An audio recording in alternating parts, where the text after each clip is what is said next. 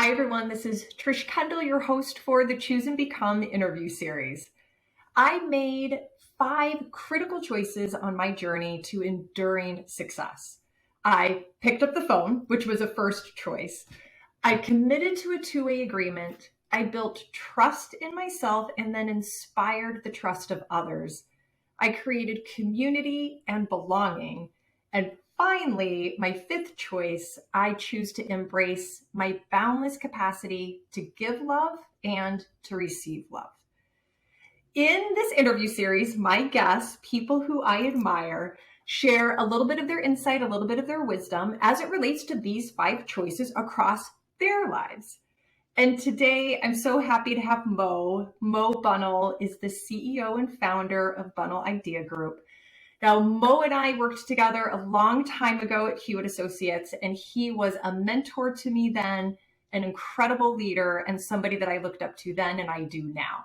So, Mo, thank you so much for being with us today. Oh man, I'm so excited. I'll tell you, Trish, your question set, of course we'll get into this, but your question set is so thought-provoking that I found myself spending hours thinking about these really great questions, and that's going to help me forward. So I've already won, and we haven't even started the interview yet. That's awesome. That's awesome. And as my community knows, when they watch these episodes, I've asked Mo to come to this episode with his full self, the full Mo. And maybe if we just start there, will you just share a little bit about you with the audience? Yeah, of course. And maybe since I'm being interviewed, we'll start with me and we can talk about family right after that. Is that good? Great. Yeah. So Trish, have you, I've never asked you this. Have you ever had a dog? Yes. You've had a dog. And you ever did your dog ever like to chase a ball at a park or just have boundless energy chasing a ball or something like that? Yes. Yeah, I'm that dog. So I don't know what it is, Trish, but a lot of times I'm throwing the ball and chasing the ball in this little metaphor we're using. Doing the round. I know, and I do it until I'm exhausted and panting and get up the next day and do it again. But I really, really love, and for whatever reason, am driven by setting a goal. And I didn't think of this till getting ready for this interview, but I love somebody to say no one's ever done that before. Then I really like the goal, and then I just wake up every day and go after it, and I can't help but do that. So that's what's got me to start my own company and then try to have an impact on the world in that way, where I'm just always trying to think of what's the next thing and then how do I go after it. Awesome. Tell us a little bit more about your family. Yeah. So there's pros and cons, by the way, to the dog chasing the ball until they tire themselves out and break themselves. We'll talk about that later. Right. But then you're passed out. But as long as somebody rubs a little bit, while you're passed out. That's exactly right. So time for dinner and pass out by the TV. So so then the next level out is my wife. So Becky and I have been married 30 years this August. Really excited to celebrate 30 years because there's been highs and there's been lows and all kinds of things like that. But she is amazing. And then we have 2 daughters, Gabby and Josie. Gabby just graduated from college. She's now running, get this, a puppy cognition research lab at Duke, where they're trying to correlate what early stage experiences do puppies need to have to correlate to success in longer term service dog training. Pretty cool stuff. Wow. And then my younger daughter is a sophomore at Georgia State. She just finished this week with her sophomore year, and she's trying to figure out what she's going to do in life. But there's no doubt it'll be some kind of unique. She's drawn to unique things, and there's no doubt she'll find some unique way to help others, probably people with significant headwinds. So I don't know what that's going to look like, but that's the path Josie's going down. That's awesome. And do you have dogs at home? Yeah. Well, do we have dogs? There's a zoo. Right. There's a zoo here. So you can't see about 7 acres of pasture out there, but there's 4 horses. Literally, there is a miniature donkey named Louis Hamilton that's rolling around in a dust pile right now, giving himself a dirt bath. We have a dog, 2 cats, and a green-cheeked conure. Oh my God. It's a zoo. We like it. Mo, I'm also incredibly impressed with the business you created. So will you tell us a little bit about Bunnell Idea Group? Yeah, that's great. And with the background of the family and the fact that I love chasing goals, like this is a perfect time to talk about it. So we were both obviously at Hewitt Associates and loved it. Right, the culture was amazing. And as I finished up taking all the actuarial exams, I moved to a role that we called managing consultant, and that's where I was in charge and had some great mentors. I was in charge for retention and growth at some of our biggest clients and most complex clients worldwide. Long story short, I was really scared when I made that jump from a deep technical professional. I'd spent 10,000 hours or whatever studying to be an actuary. And then in one day, my goals changed, my compensation changed, my how I did things changed, who I was working with changed. I even changed floors, titles, business cards, everything. And I had to learn how to do business development. And I went to my boss and said, I actually asked for a manual. And Trish, I wasn't prepared for him. I was used to studying the actuarial exams, so I wasn't ready for him laughing at me out loud, which he chuckled and said, "Oh, there's no manual, treat the client right." Anyway, through that process of fear of failure, I developed a manual. I started taking notes, trying to find everything I could. I feel like I really struck gold with some peer-reviewed research of why do people say yes to one opportunity, not another? How are deep relationships formed? How do we hack our own habits to drive growth and change in a positive way for everybody involved? And through that process, not only fell in love with business development, but fell in love with teaching others business development. Ah. Left I out have to Hewitt's. say, Yep. including Yep. me, because that is when Yes. you and I were together when you were a managing consultant. And so, okay, Yes. keep going. So teaching others started with Yeah. me too. Well, and I remember that. I remember our exchanges and how much positive change we drove and how we were giving and all those kind of things. Well, the end of the story is pretty cool. So I left Hewitt 16 plus years ago, started Bunnell Idea Group with the focus of training others how to have a giving, authentic, transparent, win for everybody type of business development growth process. And since then, the manuals that are on the screen. Now we have like over 1,000 pages of intellectual property teaching every single skill somebody needs to retain and grow in an authentic and giving and in an abundant way. And we've trained over 25,000 people all around the world: Goldman Sachs, Boston Consulting Group, Willis Towers Watson, big service-based companies, Aetna, TransUnion, Anthem, organizations where a person has one foot in delivery of a complex service and one foot in growth. And the last thing I'll say is what I've really been thrilled to is our book, The Snowball System. And that's where it won top 5 sales and marketing book by 800 CEO Read. It won number 1 networking book at the Axiom Book Awards. It's just impacted a lot of people, and it's given me the scale to help people understand they can build a book of business, drive growth in a way that's a win for everybody. And that just plays right into everything that we are talking about today. That's right. I think there's like your question set is so good, Trish, that I don't always think of it that way, but at the underpinnings of everything we do is sort of how to treat people right, how to build community, how to have two-way conversations, agreements that where everybody wins. A lot of the stuff that I think we're going to get into next. So I said this, I've said this to you before. You have inspired me through the years where I have watched you not just create this enduring professional career, but what you just talked about, this enduring success as it relates to your family. Will you just for a second tell us, what does enduring success mean to you? Yeah, and I love your question sets, Trish. Well, when I was preparing for this interview, I originally thought of the wrong thing. When on this question, I thought, oh, well, it's leaving a legacy, stuff that people remember you after you're gone. And I realized that that's, at least for me, that's not super important to me.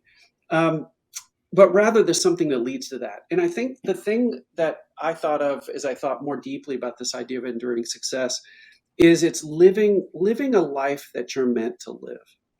And because I felt like if you do that, then people will remember you. You will have created something people want to follow. You will have a community or content or something that is really lasting because you lived this life that you were meant to lead. And I can go deeper on that if you want. I don't know how fast you want to move, but that's like, Oh, yeah.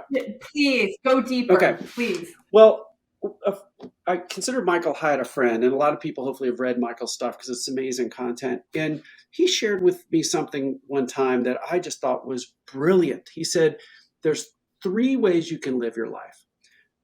The first is drift, the second is driven, and the third is design."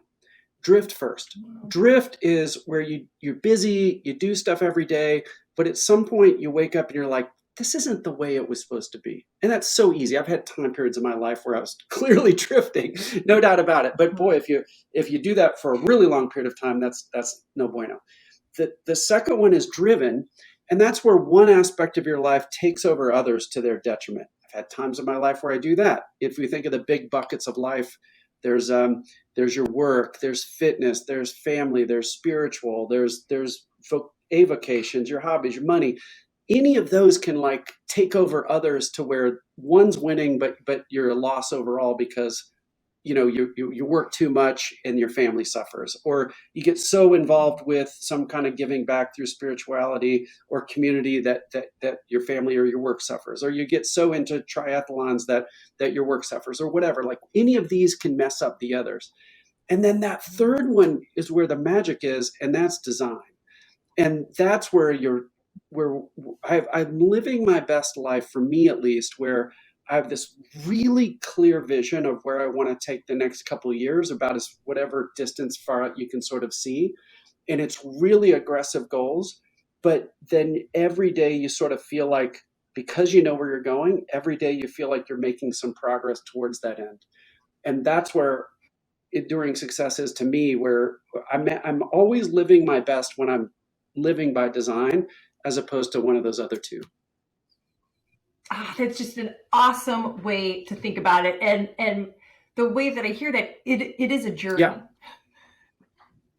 And is it linear and sequential to go through those, that when you went from drift? Oh, I don't think so. I think they're like random. Like, we knew each other at Hewitt. Well, I took the actuarial exams, and that takes like almost a decade back in the day when they were harder when I took them. These kids now, it's easy. But yeah, they just have to take like 7 of them. But we had to take 24 back in the 80s and 90s. Wow. I mean, come on. But anyway, at the end of that, I was so burnt out from working and studying and almost nothing else. I just needed a couple years where I didn't do as much. Or there's other times where the driven side, something will click and take over, and you don't really realize it. Maybe you say yes to too much at work and your fitness suffers. That's when I was writing the book, The Snowball System, and I gained 25 pounds. I was not in shape because I was sitting there writing all the time and running the business and doing delivery and everything else. So I think the world sort of yanks you harder towards drift and driven. Like people ask you for stuff there, or you need a break or whatever. Like the world will yank you away from the design. And you've got to at least for me, I've got to remind myself and push me back. And it's almost, I'll end with this, Trish. It's almost typically at the lowest points where everything seems to go wrong. That's when, for whatever reason with me, it clicks and I'm like, I need a new plan. This is not working. And I've had several points in my life where everything seemed broken and I had to redefine where I was going and then slowly make that happen, if that makes sense. It does. And this totally takes me to my next question, because the first choice when I think about my journey was to make a first choice. Yeah. But for me, that first choice was picking up the phone, and most people know the story around that. What is one of the first choices you made, as you reflect back, impacted your journey to enduring success? Gosh, I thought of a lot of these low points. There's been a lot of low points, Trish, but I thought a lot of these. But I think one that really comes to mind is the financial crisis of 2008, when everything collapsed in September and October of 2008. And a couple years before I'd started Bunnell Idea Group, I had 2 kids in private school. Becky and I were I just become an entrepreneur a couple years before. We were really having fun with that. And stupidly, Trish, I don't know why I did this. It was sort of a grow up in a small town in Indiana mentality. for some reason, I paid off a bunch of our mortgage around the 1st of September. And I thought it was safe because Mhm. it was partially a home equity line. I could write another check and get the money out if I wanted. I really felt like this would be a fun thing to do, is like pay off the house. And I basically took almost all of our disposable cash and paid it off. Financial crisis hits. Our house has been reappraised. It's now worth a big percentage less. You can't get the money out, Mo. We're closing the equity line. We're freezing it, whatever. And my wife went, she was doing something for the weekend for her, a hobby that she has. And I did this big spreadsheet of our expenses, and I looked, and I'll never forget it. I had literally 100 days of cash, and I had no income coming. Mm. It was game over. Like, we were in emergency mode, and I did not want my kids to be impacted. So I was thinking about the drift driven design thing, and I made this workbook of what I wanted my life to look like. And I know your audio listeners can't listen to this, but if you're on video, you can see it. Like, I wrote down 5 or 6 quotes that were meaningful to me. I wrote down my values. I wrote down very specific goals for what I wanted something to look like 10 years or X many years later. I pulled it back to 3 years from then. And I wrote down, like, in a couple paragraphs, my life is going to look like X. And I would look at this every morning and remind myself, I can get out of this. And I pulled it back to like an annual plan with photos and things like that. And I would look every week at it, and then I would write down, this is what I'm going to do each day this week that'll move me a step farther. I won't bore you with it, but we sold things that were real meaningful to us. There was a massive amount of pain through all that, but we clawed our way out of it. And then that choice of like, I am not going to give up. I'm going to find a way to do this. And then we turned it around to where, like, that those it's almost a joke now. Like, that wasn't that hard, but it was. Because the numbers seem smaller now. But let me tell you, it was not good at that moment. And you turned it around and created incredible, like your whole, I mean, now you have been helping others from a business professional Yeah, standpoint create professional success. You've been doing that now for almost 20 years. yeah, So you have yeah, exactly. really not Well, only now we've trained. that choice not only impacted you and your Mm, family, but it's impacted the other people that you are serving now yeah, at first, in from a that moment, care. those couple months where it took about a year to claw out of that, but especially those first 3 or 4 months of just getting things started again. I think at that point I was only thinking about my family. Like, it pulled all the way into, I got to keep this together. And Becky and I, like, every night we figured out, what do we do next? What do we do next? But now, years later, we've, like you said, we've trained over 25,000 people in a system that didn't exist at that exact moment. Some of it was in my head, but it wasn't documented.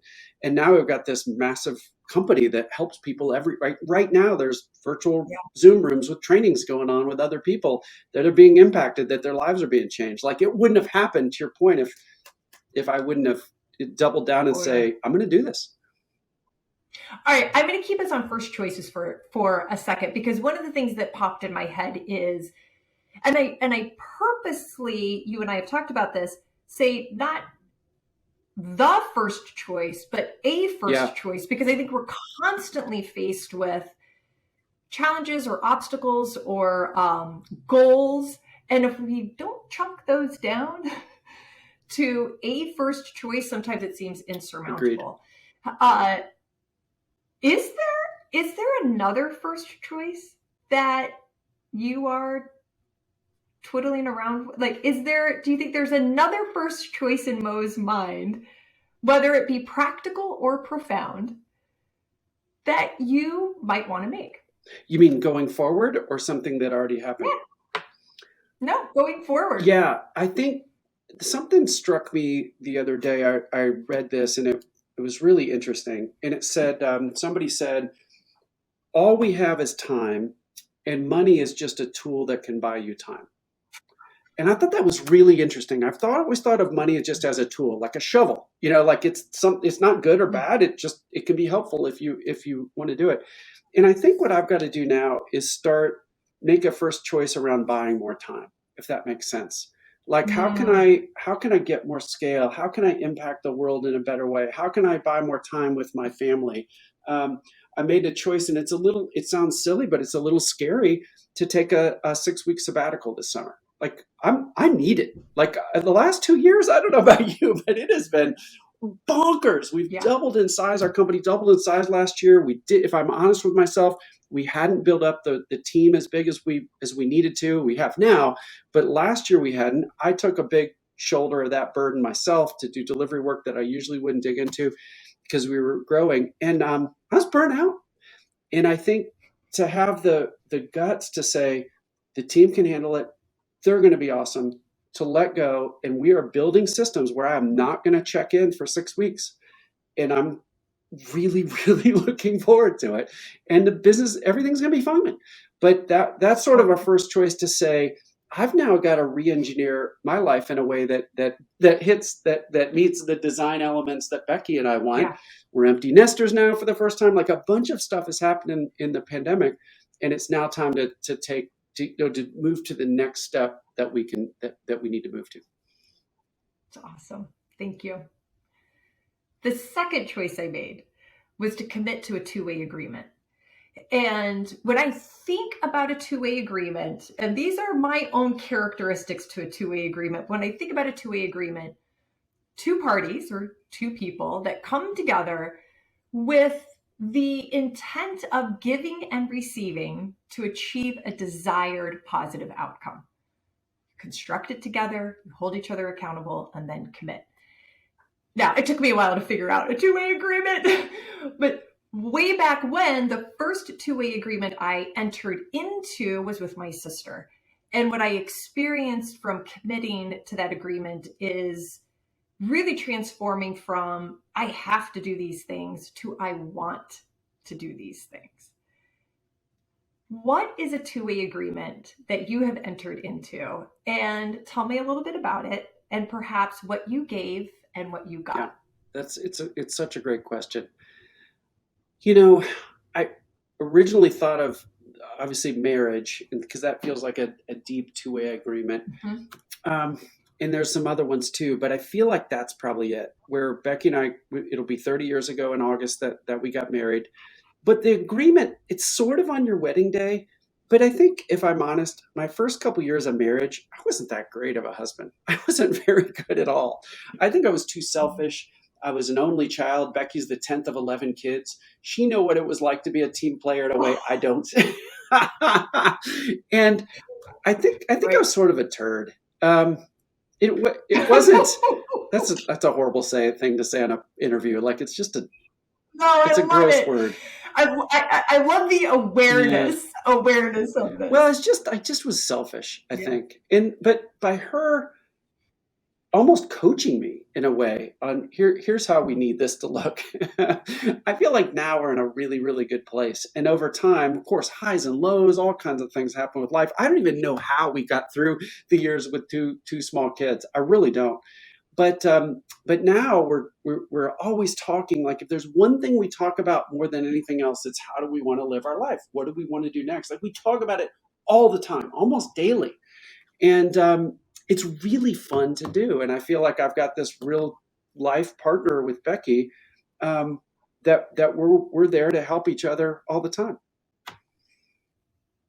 And what I just heard from you is this two-way agreement evolves. And it's an ongoing choice to commit to it. And you and Becky together saying, what does this look like today? What this looks like today as going into being empty nesters is totally different than what it Oh looked yeah. like. Maybe it's not totally No, it different, is. It but is. different. It is. Well, we have so much more capacity to do things. And Yeah.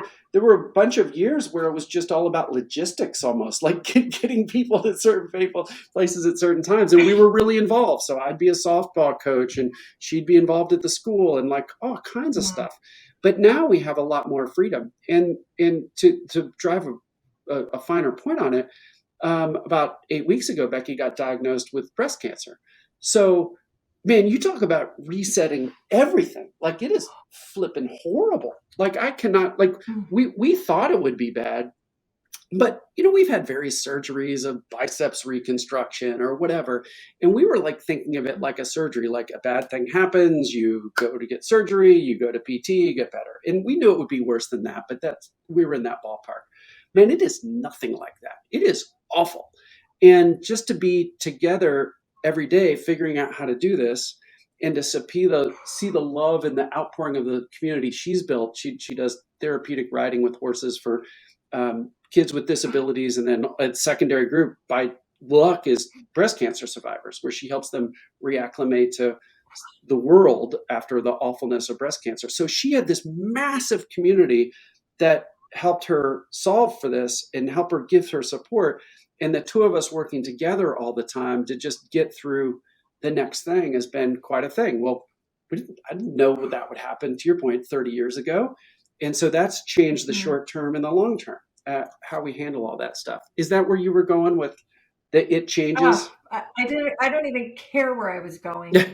Yes, but I'm just into what you are into what you were sharing. And I even just think then about Becky's two-way agreement with the group in this community of people, and how she helps them and how they help her. That in and of itself is this community that enhances and evolves each other's experience. Without a doubt. And I know one of your questions is about community, and it's like I was talking with her about it today because I was so excited to talk with you on this interview. And one of the things we were talking about was how much, for whatever reason, we like building community. It appeals to both me and Becky, I don't know why, more than, say, joining a community. Like I want to have my own business versus join a company. I don't know why. But she's built this community. I wish I could. The camera's like on this huge tripod that's like 1,000,000 miles wide, so I can't show you right now. But right now, she's got a set of 5 volunteers. I can see him in a sunny field with Louis Hamilton, the donkey. Somebody's petting him. Like, it's amazing. And I just got goosebumps. She's going to help, and I know who this particular person is, a young woman with cerebral palsy, get on the horse, and the horse simulates the idea of the feeling of walking in a way she can't get any other way. And there's a shot that she's going to be able to walk with crutches, with support. But there's a shot she's going to be able to take steps sometime in the next year or whatever. So for Becky to have that impact, and there's 6 or 8 volunteers out there that are going to help. They're going to walk alongside the horse like this in case something like it's a real scene out there. And to know that she has that impact, and then to see how she gives, and to your point, how that came back around to her to help her in her time of need. She's built all that. It is her. And I just think that's inspiring. In fact, maybe you're interviewing the wrong person. I was going to say, you picked the wrong family. Please introduce me and Becky. Right. Please. You just happen to work with me at Hewitt, who you really need to. That's right. I'm going to have a part 2. I'm going to have a part 2 to this conversation. It's beautiful. And thank her for her willingness to share. Yeah. It helps inspire others. The third choice I made was to build trust. And all this rolls right into each other. And you know this, but there was a time in which what trust meant to me was I couldn't trust anyone. Nobody could trust me, and I couldn't trust myself. And so I had to make a deliberate choice to build trust. So I am always fascinated and eager to hear, and I know you focus on this professionally, but first, has there ever been a time that you personally, Mo, have had to build trust in yourself? Oh yeah, all the time. Right, will you share with us, one or all? Just share. Well, part of the downside, and this ends up harming me in a way, but part of the downside of wanting to chase the ball all the time, the dog metaphor, is I'll write down, in these little booklets we talked about, I got examples over the year of these real ambitious goals I'd write on pen and paper, whatever. But part of that is that then it harms me later because I set the bar so high that I'm continually stretching outside my comfort zone. So a real tangible example might be giving a big keynote speech in front of a huge audience, which I love doing. But let's say it's a new speech. Let's say I've never delivered this exact message before. There's a story I'm going to tell, and then the insights behind it that I've never done before. Well, I will rehearse that for literally like 100 times. I'll go walk around the neighborhood or go for a long run, and I'm just sitting there rehearsing. I'll time it like, oh my gosh, I'm 3 minutes too long. I got to get short. I got to cut out something. What am I going to cut out? Oh my God. So every time, I know these are smaller versions, but every time I'm stretching outside my comfort zone, I have self-doubt. I'm like, I don't know if it's good enough. I don't know if they're going to like it. I don't know if it's what the organization needs or whatever. So then these are work examples, but the same is true in personal life. Yeah. So I almost react to that by overworking and over preparing. And then it almost always goes great. But then that can sort of harm me in some other part of life, if that makes sense. And then you Yeah. get out of balance, and now Right. you're the driven idea. You're back. That's what I was thinking about. Your drift deliver design? Yeah, drift driven design. Driven. Sorry, I messed that up. Yep. Right. And then you get out of balance there. Exactly. That's exactly right. And then you got to snap back or find a way to do it. And maybe there's time, maybe there isn't. But that's exactly it. So I think you were asking about self-trust. I actually experienced that a lot. And one of the goals I set this year is to, and this is, hopefully you'll think this is funny, but to have some freedom and make it easy. So I created a word called freezy. I want this year to be freezy, because it was so much stretching outside my comfort zone last year with just the hours worked, the constant evolution, the doubling in size of a business and shouldering a lot of it, way too much of that load on myself, building out the team, trying to staff up for this year all at once. And I had too much stretching last year. I need less stretching this year. And the first quarter still had too much, but part of that was winding down commitments from last year. And then this second quarter, 2022, has been a lot better, and I want to keep that going. So I think this sort of ebbs and flows.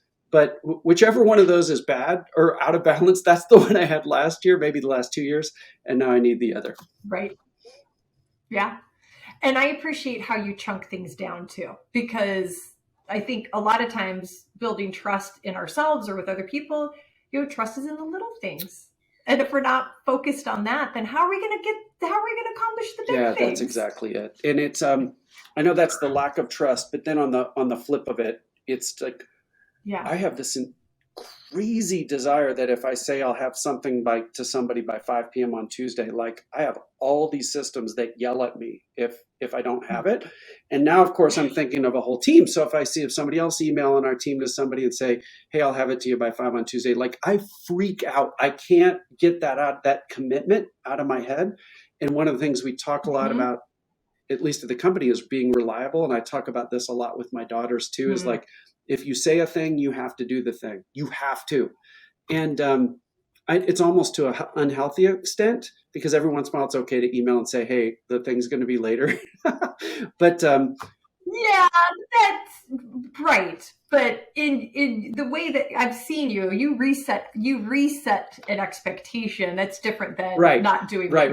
That's exactly right. So anyway, that I think trust has a lot to do with that. And I'll give you probably want to move on to another topic. So I'll give No, I don't, because I wanted to get your perspective on how do you inspire the trust of others? And you just gave us one of the really big ones that you focus on. Is there anything else? I know there's a lot of things. Is there anything else that you would think about when it comes to inspiring the trust of others? Yeah, I will say one more thing. Adam Grant has a good term called, this just struck me like a lightning bolt, and he calls it otherish. And I love the term otherish. And one of the things that I try really hard, my family tries really hard, we try to really hard at the big team, 20-some people now, is being otherish. It's one of our core values even. And I think what's interesting about it is just always thinking, how can I be helpful to the other side? Like, I don't even care if I'm talking to somebody, if they're paying for something or not. I don't even think about it. I'm just diving into how can I help that person? Whether they're a neighbor, there's somebody looking for a job, there's somebody that's paying for advice or training at work. Like, I just think being otherish or always thinking, how can I be helpful to the other person is hardwired in me. And I think that, to your point, if we combine those two things, if we always do what we say we're going to do, and if we're always thinking with empathy, how am I helpful to the other person? Like, you're going to win over the course of your life, over the course of a day, if you're always doing those two things. That's awesome. I want to pick community back up. We started talking about it. That was the fourth deliberate choice that I made on my journey, was to really create community and belonging. When you and I knew each other, first off, nobody knew my story. Like, nobody knew until the last 3 years, of me like finally bringing my full self here. Yeah. Well, and I remember when I was 30 and I was at Hewitt and I had created this unbelievable professional career. I mean, to this, I'm so proud of my professional career. But when I was 30, I was like, wow, I'm friendly with everyone. I'm friends with no one. I still had not truly created my community. I still didn't feel a true sense of belonging. And we can get into that, later, every which way from Sunday, because I do think that it's a deliberate choice. Do you know what it feels like to not belong? Like, have you ever felt like you didn't belong? And if so, what does that feel like? This is funny. The answer is yes, and it's my entire childhood. Everything. Tell me more, please. It's only 18 years I felt like I didn't belong, but it was sort of a critical 18 years. So, so in fifth grade, I had I'm sort of joking, I'm sort of not though, but I lived in a smaller-ish, medium-sized town, Fort Wayne, Indiana, until we were in fifth grade, in this little walled garden of a community where you could ride your bikes, and your mom would say, come home when the street lights turn on, and it was awesome. But my dad was an alcoholic, still is, because you always are. It was not going well. It was getting worse and worse and worse and worse. The way he tells the story, he mouthed off to his superiors. He was a high school teacher and a basketball coach. And then, long story short, he ended up leaving his job. Well, what do you want to do if you're an alcoholic? You want to buy a bar and restaurant, because then you've got an unlimited supply. So we moved. So in the middle of the year in fifth grade, I moved from this little walled garden that I absolutely loved to Preble, Indiana, population around 80 people. There were 3 businesses. There was a grain elevator, a snowmobile shop that went out of business in a year, and my dad's bar and restaurant. And so he would start drinking at 6 a.m. and drink all day.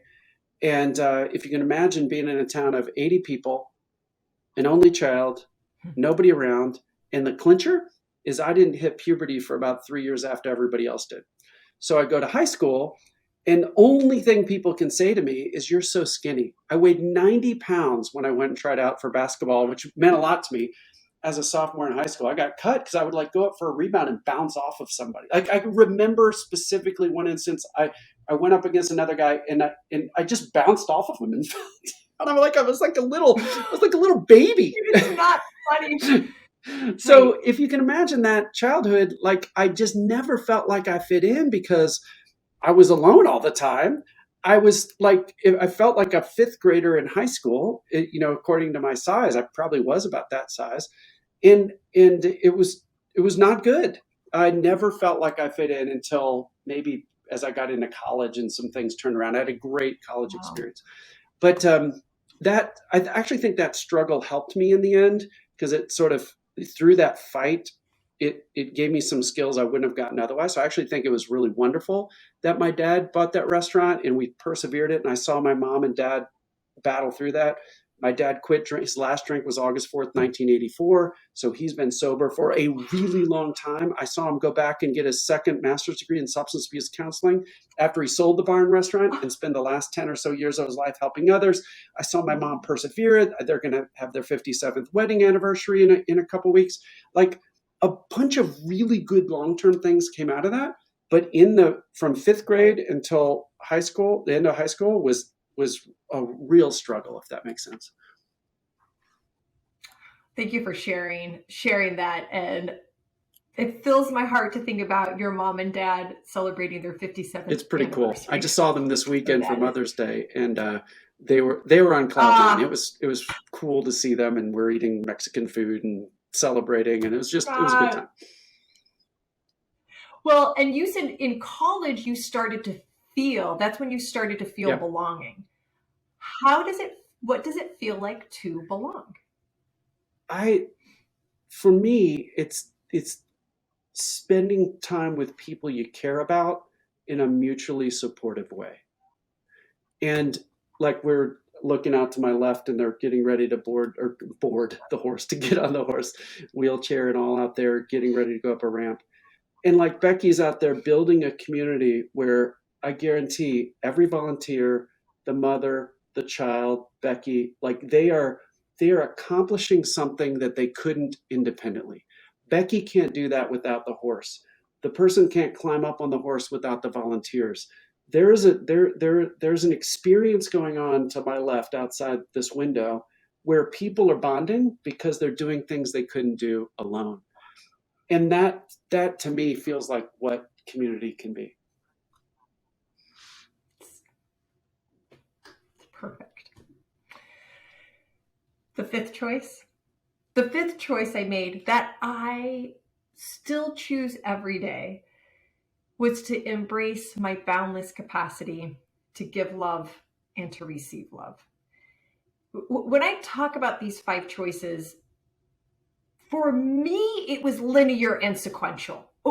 Only because I couldn't do one until I did the other one, because each one built upon each other. And each choice I made actually helped me realize that love is a choice. And the distinction that you and I have talked about is love as a verb. Not love as an emotion, which is not a choice, but Mhm. love is a verb, the actual act of giving it and receiving it. And that manifests in a whole bunch of different ways for all different people at work and home and within our communities.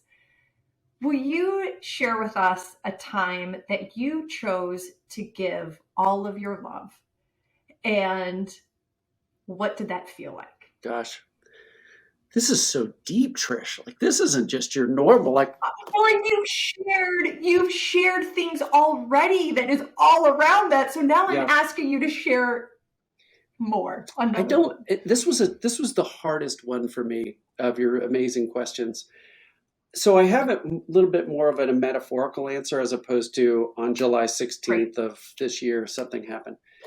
For me, something I've struggled with my whole life, and I'm sure it has deeply rooted things back to that small town in Indiana and a father is an alcoholic and the family trying to stay together and stuff like that. But for the people I love the most, it is sometimes really hard for me to share transparent feedback. When my clients hire me, I have no Mm. problem. Like, hey, Joe, Sally, this is going well. You got to do better at that. Like, it's no problem for me to do it. I don't know why. That's part of what we're paid to do.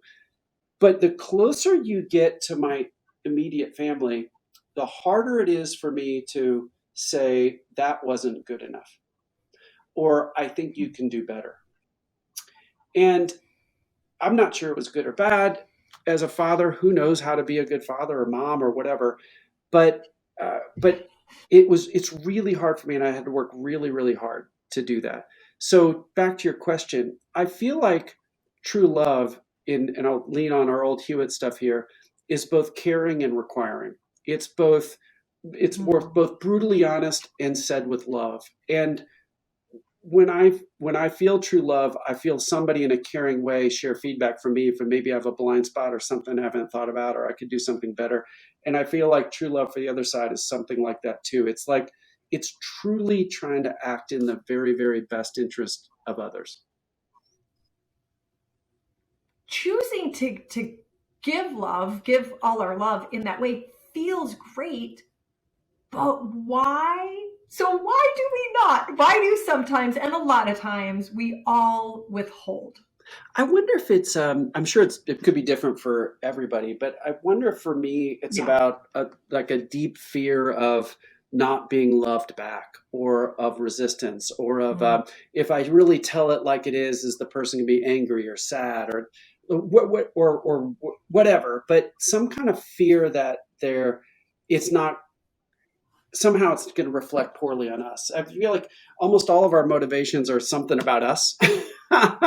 So why we do Yeah, something, why we don't totally. do something. So maybe for, at least for me, I can think through like, why don't I do that from times? And I'm better now than I was before, but even now, sometimes I'm resistant. And I wonder if for me, it's like some kind of fear that the conversation won't go well, or it will reflect poorly on me, or maybe I wasn't right Yeah, to begin with, or something like that. totally. I'll raise Yeah. my hand on that. For me too. And I think about this, and this is probably just more of a reflective question for myself and you. I think about, there's so many reasons why individuals every day choose to withhold, right? Just to withhold giving and withhold receiving. And I know this is grandiose, but I think to myself, imagine if each of us, or just more of us, more often showed up with the spirit of, I'm choosing to give the love and I'm choosing to receive Yep. all your love, no matter what happens from there. I'm choosing to show up, and imagine what that would mean just for our day, for our life, and the Yeah, people and around how us. much deeper our relationships would be, how much faster we would grow, and all kinds of things. I think you're exactly right, 100%. I've got a Yeah, A little bit at a we've got a time. good couple friend of ours, Mike and Diane is particularly good at this. Like if she feels it, she says it, and she does it with a smile or a joke or a question or whatever. She's incredibly good at bringing up topics, way better than I am. And I've like learned a lot from her about the way she does it. And she just makes it small. Like if she's worried about something, she says it, but she makes it small and with a laugh or a joke or a question, some kind of easy entry. And it's always good. Like she's just incredibly good Yeah, at transparency and sharing that love in that way. And I really look up to her for it. it's awesome. Before I wrap up, this makes me think. So a lot of times, if I'm working with teams or whatever it is, people will ask me, well, Trish, how does love manifest itself in the workplace? Now, I always turn that back to them and say, I don't know, how does it manifest itself? But Mo, what you do, and specifically because I always love reading and watching your Yep. professional focus, you do this so much with teams, but will you just tell us a little bit more about BD habits? Because I think that really, from my perspective, is a way that giving and receiving love manifests itself in a Without a professional doubt. environment. And if I'm stretching too No, far, no, no. I tell think you're me. spot on. So for context, and I'll share for context, almost everybody that we work with has some kind of deep expertise. So one foot into something they had to learn over 8 or 10 years, and then one foot in retaining or growing that business. So we teach BD stands for business development. We teach basically growth and retention skills for experts. So examples of that are lawyers, accountants, consultants, people like we were. But it also could be like an account manager at a big healthcare company or some service-based organization, or maybe purely salespeople. But we've done a decent amount of work with just pure leaders too. People that are trying to, say you're a CIO or a CHRO, you've got to grow your influence, sort of your book of business, air quotes around that, and your ability to be strategically helpful to your internal clients as opposed to just being an order taker. So what BD Habits does is it teaches three big things. Specifically, we talk about growing a book of business, but really that's about growing an influence. The second thing is growing relationships, which parlays nicely with anybody. And the last one is like growing your career, growing your impact, growing your ability to basically make a difference through habits. So if we're talking about growing your influence and growing your relationships and growing your impact because of those things, that's what the BD Habits course solves for and teaches people how to do, because most people aren't taught how to do that, sadly. Where can people? Because I know that I have access to that, but is there somewhere somebody can go to get Yeah, well, access to learn it's more real about easy. that? And I'll post it. I'll Well, post it's it. real But easy. where It's is at it? bdhabits.com. There you So go. it's super easy, Save. bdhabits.com. Love it. And honestly, it's like what's in there is you sign up right away, and there's like 6 emails with videos that I tape that talk about how to do those 3 things. There's even like a self-assessment for your influence that you've got, job aids, toolkits. Like we put a lot of thought into it, and there's no charge for it. So I would like, Yeah. that's one of those things that we talked about giving a lot. That's one of the things we put out in the universe. We're like, Yes. we just want to give this to folks. It's like the first 5% of everything that we teach, and there's no charge for it. Yeah, it's Yeah, the otherish. It's right. It's Yeah, otherish. the otherish. I love it. The otherish. I believe with my whole heart that we create enduring success and fuel the success of those around us when we choose to give all of our love and we choose to receive all the love others want to give us. It's a choice. We all have the power to make it. And I thank you so much, Mo, for receiving the love and giving the love with me today and just sharing everything and spending 100%. your time. And you've inspired me through this, the model you've built for this, the question set. Let me tell you, this is deep stuff. I encourage anybody to like write down or go for a walk and think about your answers to these questions, because I'm a better person, like I said, because I went through it. And like Trish, seriously, like I already won before we even logged on, because I feel like I learned so much from you, just answering the questions and with your guidance on how to think about them and things like that. So you can't thank me. I'm thanking you. Thank you. Oh, you're awesome. All right. And Mo and I thank you all for joining us for this Choose and Become interview episode. Awesome. Thank you for joining me for our Choose and Become interview series. You could find this episode and others at trishkendall.com. Just go to trishkendall.com/choose-become-interview-series. Or if you have a question or just want to leave a comment, email me, trish@trishkendall.com.